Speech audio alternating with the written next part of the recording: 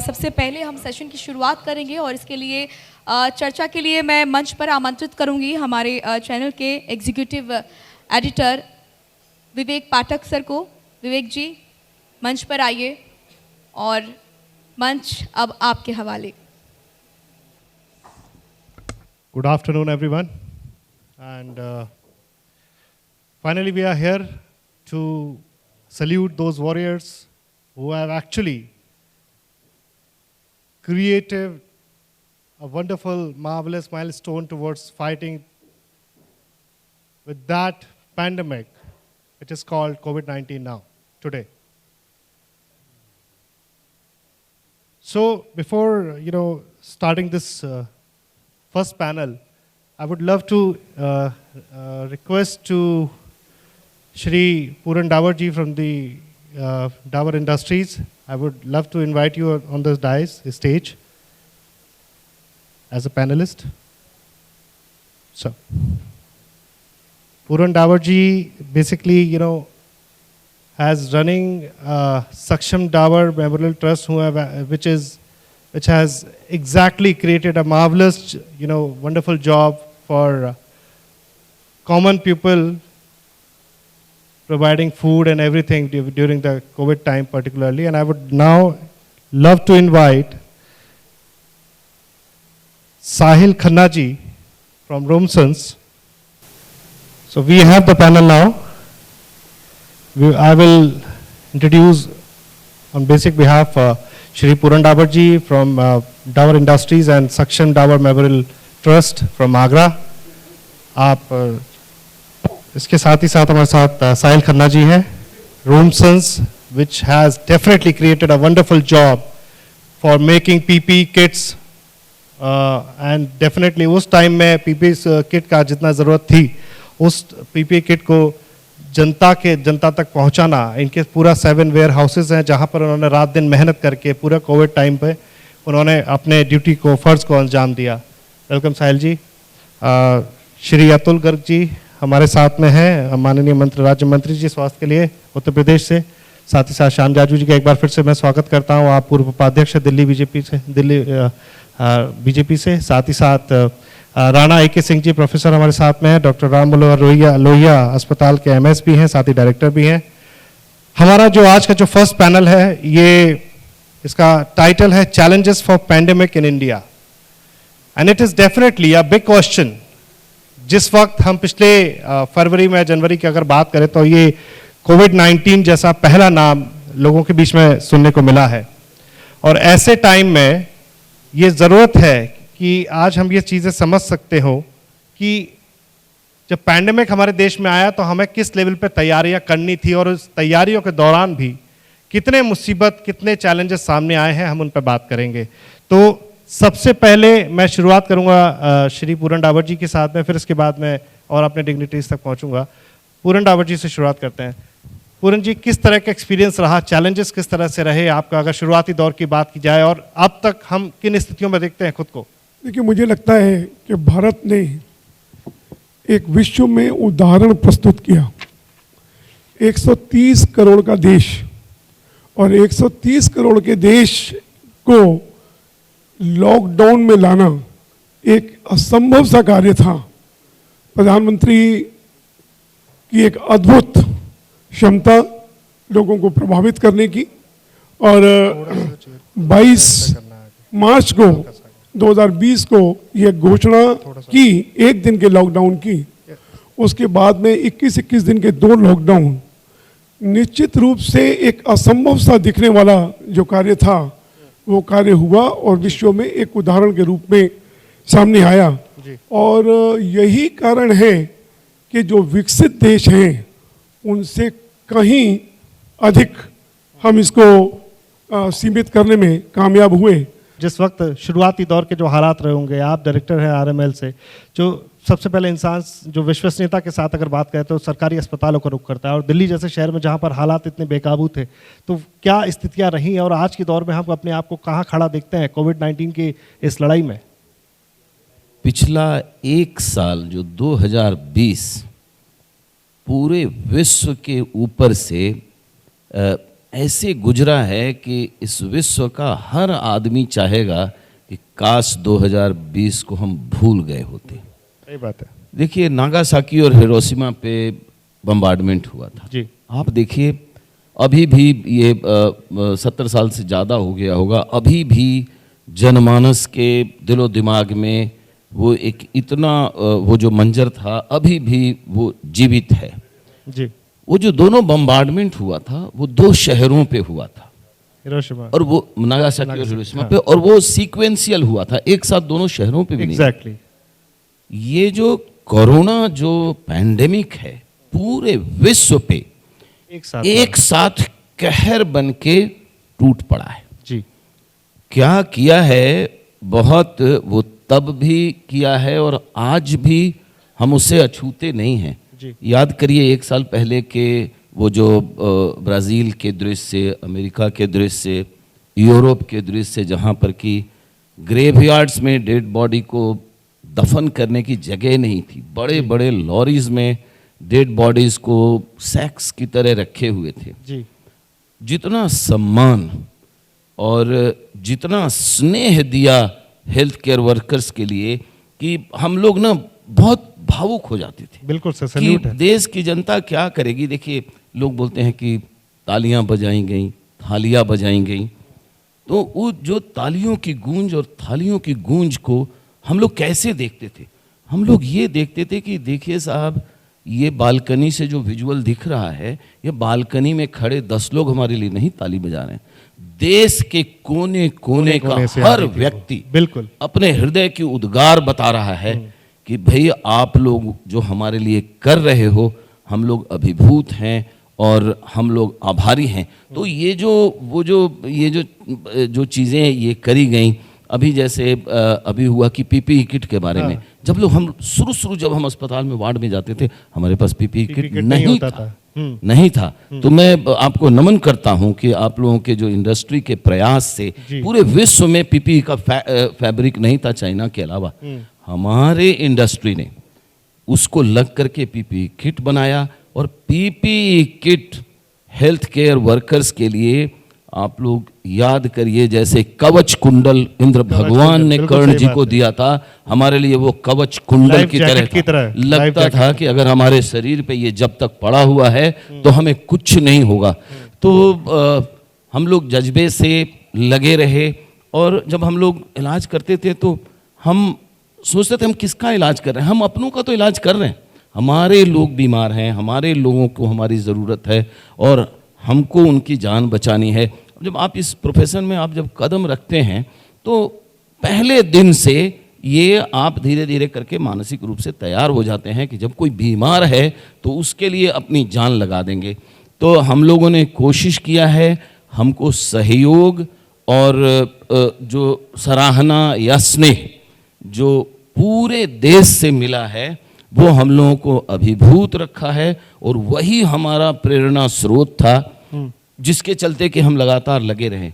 Last में हम sir Shyam Jaju sir के पास और अतुल जी से बात कर लेते हैं, लेकिन इससे पहले एक जो यंग चैम्प हमारे सामने है, क्योंकि ये नौजवान है और इन्होंने जितना रिसर्च बेस्ड और चैलेंजेस एक तरह से सैनिक की तरह फ्रंट पर, क्योंकि उस समय लॉकडाउन था, मैन पावर को मैनेज करना बहुत मुश्किल था, रात दिन मेहनत करके 24 घंटे में मास्क और पीपीई किट जो कि जीवन अमृत था, जैसे प्रोफेसर राणा ने भी कहा। तो आई वुड आस्क यू साहिल जी कि रोमसन्स का उस समय क्या मार्कअप हुआ और किस तरह से शुरुआत की, और जो लॉकडाउन का टाइम रहा पीपी किट को बनाना और उतना लेवल पर उस नंबर ऑफ प्रोडक्शन था, वो कितना बड़ा चैलेंजेस रहा? For medical device manufacturers such as us, हमारे पास कोई गाइडलाइंस नहीं थी कि हमें क्या करना है, हमें अपनी फैक्ट्रीज़ को रन करना है और उसको कैसे रन करेंगे। तो we have an industry body, एक Indian association for medical device manufacturers, उसके थ्रू हम एडमिनिस्ट्रेशन से टाइम टू टाइम कम्युनिकेट करते थे, उनसे गाइडलाइंस लेते थे कि हम कैसे अपने प्लांट्स को रन करें। तो 8 से 10 दिन लग गए हमें अपनी मैन्युफैक्चरिंग फैसिलिटीज़ को वापस शुरू करने में। एक बार जब फैसिलिटी शुरू करी तो लेबर की, वर्कमैन की एक सिवियर शॉर्टेज हो गई। हमारे जो कोविड से पहले जो लोग थे वो सिर्फ 10 to 15% रह गए, क्योंकि सारे वर्कमैन अपने अपने विलेजेस जा चुके थे।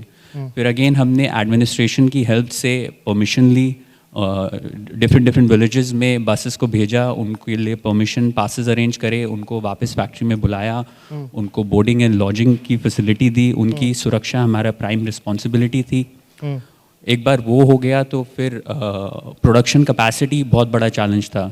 सर, गवर्नमेंट के सामने बहुत बड़ा पैनिक था कि लोगों को कम्युनिकेट कैसे करना है। जैसे रोमसन्स की अगर बात की जाए, आरएमएल की बात की जाए, पूरे हेल्थ इंफ्रास्ट्रक्चर की बात की जाए, तो कहीं ना कहीं गवर्नमेंट को लोगों को एक मतलब कह सकते हैं कि कम्युनिकेशन लेवल पर जो बांधना था, जिससे कि जनता में भी पैनिक क्रिएट ना हो और वो जो दौर था उससे भी निपट कर आसानी से हम बाहर निकल सकें और इसको रोका जा सके। तो रोमसन्स और जिस तरह से आरएमएल जैसे बात हो रही है, क्योंकि सर इंफ्रास्ट्रक्चर तो खड़ा करना बहुत बड़ी चुनौती थी उस समय, तो गवर्नमेंट की तरफ से सर किस तरह की बातें जो वहाँ तक कम्युनिकेट किया गया? ये सही है कि ये वैश्विक महामारी जब आई, अनफोरकास्टेड, किसी को जिसका अनुभव नहीं, किसका एहसास नहीं, इस प्रकार का ये संकट आया था। और हमारे जैसे तो डेमोक्रेटिक देश के लिए तो ये बड़ा संकट था। लोग सोच भी नहीं सकते थे। एक बार मोदी जी ने ऑस्ट्रेलिया में बोलते समय बोला कि इस ऑस्ट्रेलिया की कितनी जनसंख्या है, इतनी जनसंख्या हिंदुस्तान में एक समय रेलवे में बैठी मिलती है। इंफ्रास्ट्रक्चर की बात आई अभी कि देश का हेल्थ इंफ्रास्ट्रक्चर इतना वीक था आज़ादी के 70 साल बाद भी। वो क्यों रहा, कैसे रहा, इस पर मैं नहीं जा रहा हूं, पर वो ऐसा होने के बावजूद डाबर जी ने जैसे कहा 130 करोड़ के देश में 1.25 करोड़ लोग छोड़ दिए, तो 128 करोड़ और 75 लाख लोग इनसे हमने दूर रखे, बचाए, इनकी इम्यूनिटी ने काम किया। इतना इंफ्रास्ट्रक्चर कम होने के बाद भी ये किया। और इस दौरान इतनी बातें, पूरे देश का मानस बनाने का काम जो प्रधानमंत्री मोदी जी ने किया, इसके और इसको पूरे विश्व ने फॉलो किया। अब हमें भी मालूम है ताली बजा के कोरोना खत्म नहीं होता है, थाली बजा के नहीं होता है, पुष्प वर्षा करके नहीं होता है, पर वो लोगों की हिम्मत बढ़ाने का काम। डॉक्टर साहब ने कहा जो मैदान में लड़ रहा था जान हथेली पर रखकर, उसका मॉरल बढ़ाने का काम किसका है? पूरा देश कानून से नहीं चलता, रेजोल्यूशन से नहीं चलता, तो पूरे देश को एक सूत्र में बांधकर, मैं डिफेंस कॉलोनी में रहता हूं, मुझे ऐसा लगा कि जिस दिन थाली बजाने को कहा, मेरी कॉलोनी यहाँ की इस प्रकार का वहाँ का केमिस्ट्री है कि लोग आएंगे नहीं, तो मुझे ऐसा लगा कि मेरा तो पॉलिटिकली अलर्ट में इस पार्टी का कार्य करता हूँ। मेरे पहले आधा घंटा लोग थाली लेकर अपने गैलरी में वेट कर रहे थे कि कब शुरू हो रहा है। ये माहौल हमने देखा है। हम 12-12 हजार रोटी रोज, एक घर से 12 रोटी 1000 घर से कलेक्शन करके लोगों ने अपना काम किया है। आपत्ति को अपॉर्चुनिटी में कन्वर्ट करने का काम मोदी जी ने किया। डॉक्टर्स का, कोरोना वॉरियर्स का, सफाई कर्मचारियों का, पत्रकारों का, सबका मॉरल बढ़ाया और देश ने जैसे इसके हिम्मत से काम किया। मैं आपको कह सकता हूं, अभी भी मैं देख रहा हूं कई लोगों के पास होममेड मास्क है। होममेड मास्क ये कल्पना पूरे विश्व को भारत ने दी है और वो मोदी जी ने दी है। वो जिस बैकग्राउंड से आते हैं तो उनको ध्यान में आया, अरे भाई गमछा भी चलेगा, वो आसाम का गमछा और देहात में लगाने वाला गमछा, ये भी मास्क का काम करेगा। और ये 200 रुपये 500 रुपये वाला मास्क कौन खरीदेगा? इस देश के आज जिस प्रकार की लोक संख्या है, तो सबको कहा कि घरों में पुराने कपड़ों के आधार पर आप मास्क बनाओ। हमने हाइड्रोक्सीक्लोरोक्विन पूरे विश्व को अपने खर्चे से पहुंचाया, अपने देश की जरूरत ध्यान में रखते हुए। बाकी पूरे विश्व में मैसेज गया कि ये भारत है। हर व्यक्ति ये देखना चाहता था कि स्वास्थ्य मंत्रालय क्या करने वाला है, और खास तौर से ये जो टीम 11 योगी जी की जो काम कर रही थी उस कोविड टाइम पर, खास तौर से मैंने वो समय भी देखा जब मुख्यमंत्री जी की जो है पिताजी की देहांत हुआ था, उस वक्त भी वो टीम 11 के साथ पूरी मीटिंग में थे और अपने जो फर्ज को अंजाम दे रहे थे। वो सरकार का रोल, और खास तौर से कोविड वॉरियर्स के लिए जिस तरह से रोमसन्स और अभी जिस तरह से बात हो रही है, अभी साहिल खन्ना जी से भी बात हुई और डाबर साहब ने भी कहा, तो ये जनता तक सरकार का वो सिस्टम और पूरा जो हेल्थ इंफ्रास्ट्रक्चर को उतना मजबूती से खड़ा करना था, ये चुनौतियां थी। किस तरह से फैसले रहे सरकार के? ये जो जब शुरू हुई बात, तो हमारे यहाँ के जो सब IAS अधिकारी हैं, उन्होंने मीटिंग में ये कहा कि यदि हम 25,000 बेड बना लेंगे, व्यवस्था कर लेंगे तो बहुत होगा। उस दिनों 1000 के करीब मरीज हॉस्पिटल में रहे होंगे, तो मुख्यमंत्री जी ने 50,000 का आदेश दिया। जब 10,000 के करीब पहुँचे होंगे तो सीधा 1 लाख का आदेश दिया और फिर 1,50,000 से ऊपर हमने बेड की तैयारी करी, जो कभी काम ही नहीं आए। और संवेदनशीलता का मैं थोड़ा सा जिक्र करना चाहूँगा कि जिस वजह से उत्तर प्रदेश पूरे भारत के अंदर शायद नंबर 1 की स्थिति में रहा, वहाँ की परिस्थितियों को देखते हुए, दिल्ली से हजारों लाखों लोगों को भेज दिया गया यूपी के रास्तों पर चलने के लिए। एक भयावह दृश्य था वो कि भाई पता नहीं क्या हो जाएगा। रोटी पानी का इंतजाम करना, बसों का इंतजाम करना एक अलग बात थी, लेकिन बीमारी गांव-गांव तक ना पहुंचे ये अलग बात थी। लेकिन सावधानी और संवेदनशीलता बहुत बड़ा रिजल्ट पे करती है।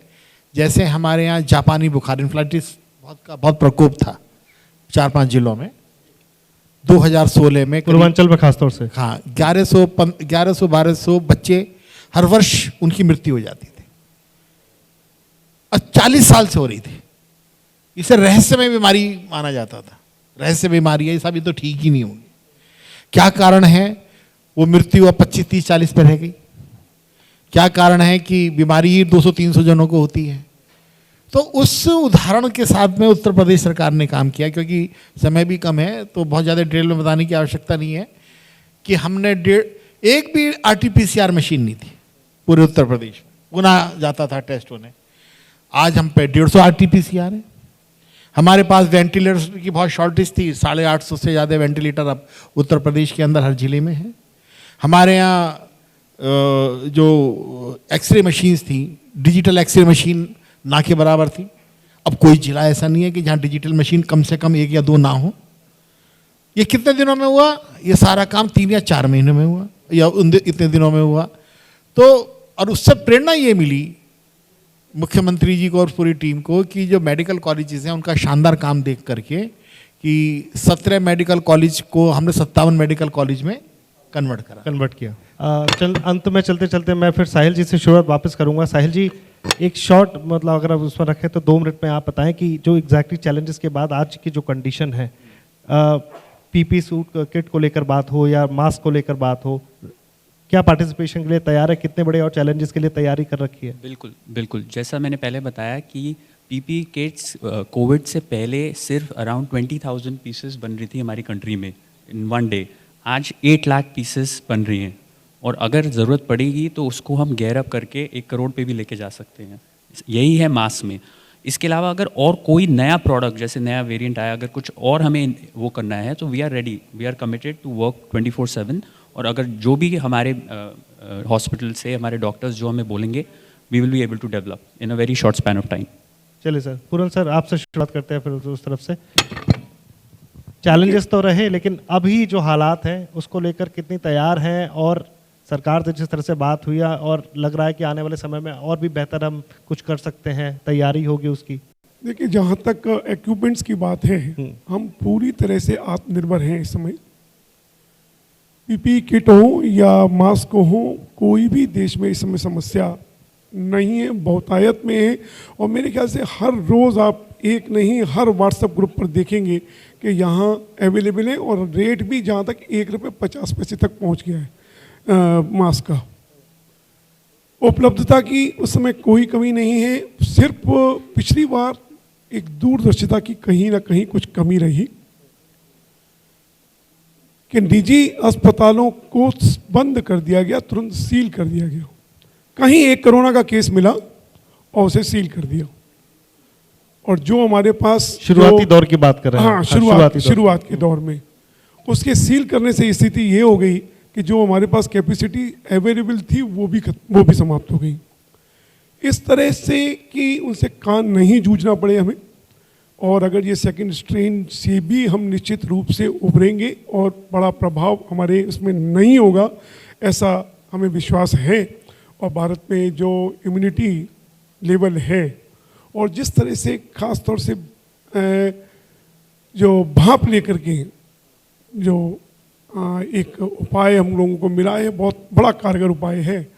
इसको को ध्यान में रखते हुए सिर्फ हमको ये रखना है कि कहीं ना कहीं अगर कोरोना का केस मिला, किसी हॉस्पिटल में मिला, तो उसका एक पर्टिकुलर एरिया को कोरोना वार्ड घोषित किया जा सकता है। पूरे अस्पताल को कतई बंद ना किया जाए। और जहाँ तक इक्विपमेंट्स की बात है, हम लोग उत्तर प्रदेश सरकार का जहाँ तक सवाल है कि मैं उत्तर प्रदेश से हूँ और उसकी संवेदनशीलता जितनी उत्तर प्रदेश में रही है और जितना उत्तर प्रदेश प्रभावित हुआ जी, मेरे ख्याल से पंजाब से हो, कहीं से भी हो, चाहे वो बिहार लेबर या तो उत्तर प्रदेश की थी या बिहार की थी या बंगाल की थी, और सबका रास्ता जो था एकमात्र उत्तर प्रदेश से प्रदेश। गुजरता था और सबसे ज़्यादा प्रभावित उत्तर प्रदेश रहा। और उसमें मुख्यमंत्री जी के, हमारे योगी जी के प्रयास हों, संवेदनशीलता उनकी हो, या लोगों ने मिलकर, और जिस तरह से मैं पुलिस का भी धन्यवाद करता हूं कि हर थाना उस समय एक भोजन का, एक व्यवस्था का एक साधन बना हुआ था। जो पुलिस हमेशा डंडे से काम किया करती थी, उसने कहीं अपने आप को बदला था। वो डंडा नहीं, स्नेह से काम कर रही थी। हर घर में खाना पहुंचा रही थी, स्वयं पहुंचा रही थी। पुलिस के लिए तो वो दौर भी देखा गया जब कुछ बुजुर्ग थे जो अकेले रहते थे, घर में फंसे हुए थे, उनके लिए केक तक लेकर जो है पुलिस पहुंची है वहां पर। उनको मतलब हर तरह से बिल्कुल परिवार की तरह इस पूरे लड़ाई को लड़ा गया। एक नई छवि देखने को मिली थी पुलिस की, और पुलिस थानों ने जितनी संवेदनशीलता से काम किया है, अगर यदि वो न किया होता तो स्थिति भयावह हो सकती थी। उत्तर प्रदेश से जितने भी लोग गुजरे, मेरे ख्याल से उसको एक एक बार नहीं, दो दो बार, चार चार बार, पांच पांच बार भोजन मिला होगा। मैं आगरा से हूँ, और आगरा से मैं जब समझता हूँ कि आगरा से कोई भी एक आदमी भूखा नहीं गया। हर थाना उस क्षेत्र में, उस हाईवे पर पड़ता था, और हर थाने पर उनको खाना पूछा गया, उनको खाना पहुंचाया गया। हमने अपने किचन से, जो सक्षम डावर मेमोरियल ट्रस्ट के पास एक एक्यूप्ड किचन ऑलरेडी था, श्याम जाजू जी को भी देखने का वो अवसर मिला है, और उसमें उसकी क्षमता जो हमने 2000, 3000, 4000 तक रखी थी, उसकी क्षमता को 10,000 खाना प्रति रोज तक पहुंचाया गया।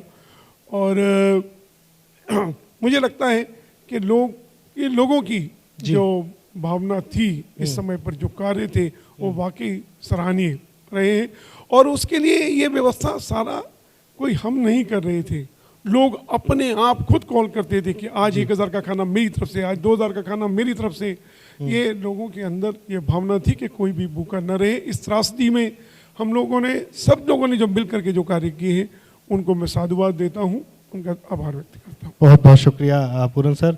और मैं सभी का विशेष तौर पर, क्योंकि अभी ये वक्त हो चला है, हम इस पैनल को समापन की ओर लेके चलते हैं, तो बहुत बहुत शुक्रिया। मैं अदा कर स्पेशल थैंक्स आपके लिए करना चाहूँगा पूरन सर, आपका, और साथ ही साथ साहिल जी, साथ ही साथ डॉक्टर प्रोफेसर राणा साहब का मैं आपके लिए, क्योंकि जिस तरह से आपने बहुत शानदार काम किया है, क्योंकि आप हमारे लिए प्रेरणा रहे हैं। निश्चित रूप से जब आप परिवार से बाहर निकल के जाते हैं, घर से बाहर जाते हैं, तो परिवार भी एक चिंता में रहता है कि भाई कहीं कोविड के साथ कैसे जंग होगा, किस तरह से होगा।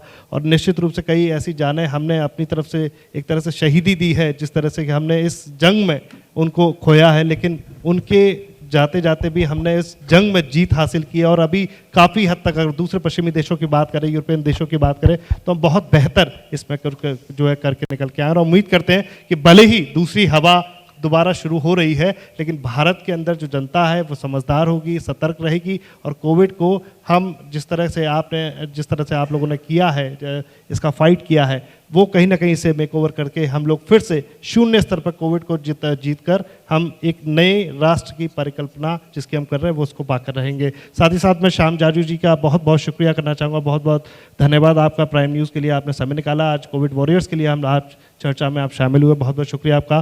साथ ही साथ मैं अतुल गर्ग जी, माननीय राज्य मंत्री उत्तर प्रदेश से, मैं स्वास्थ्य के लिए मैं आपका बहुत बहुत शुक्रिया अदा करना चाहता हूँ, क्योंकि आप जैसे लोग जब आते हैं बीच में और जो अपनी तरफ से कम्युनिकेशन एक स्थापित होता है, क्योंकि ये मनोबल बढ़ाने की बात है, ये इच्छा शक्ति बढ़ाने की बात है देश के अंदर, राष्ट्र के अंदर। आज वो हर व्यक्ति जो कोविड से लड़ाई में इस वक्त अहम भूमिका निभा रहा है, उसके लिए बहुत ज़रूरत है। साथ ही साथ मैं साहिल जी का भी बहुत बहुत शुक्रिया अदा करना चाहूँगा। आप नए उभरते नौजवान ऊर्जा हैं, और आपने जिस तरह से इंफ्रास्ट्रक्चर लेवल पर हेल्थ को जितना मोटिवेट किया है, प्रोवोक किया है, वो उसके लिए निश्चित रूप से काबिल तारीफ है। बहुत बहुत शुक्रिया आप सभी मेहमानों का। नमस्कार। शुक्रिया आपका विवेक जी, और तमाम अतिथियों का शुक्रिया जिन्होंने मंच साझा किया और अपनी राय रखी, बताया कि किस तरीके से कितना चुनौतीपूर्ण रहा कोरोना के इस काल में काम करना। और ये जो कोरोना महामारी है, ये पूरे विश्व के लिए कहीं ना कहीं एक पीड़ा रही, और भारत भी इससे अछूता नहीं रहा। साथ ही भारत के हर शख्स ने मिलजुल कर काम किया और बताया किस तरीके से जो भारत की एकता है वो इस वायरस के आगे बढ़ी है। और मैं उम्मीद करती हूँ कि इसी तरीके से हम इस वायरस से लड़ेंगे और एक दिन भारत जीतेगा और ये वायरस हारेगा।